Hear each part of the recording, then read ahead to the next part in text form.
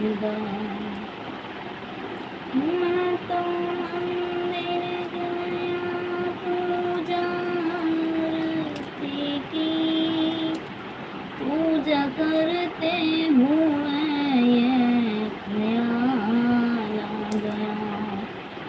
मैं तो मंदिर गया पूजा आरती की, पूजा करते हुए ये ख्याल आ गया।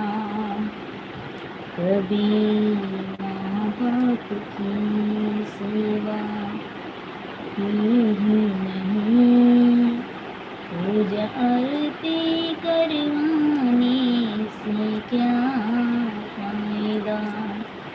कभी माँ बाप की सेवा की ही नहीं, पूजा आरती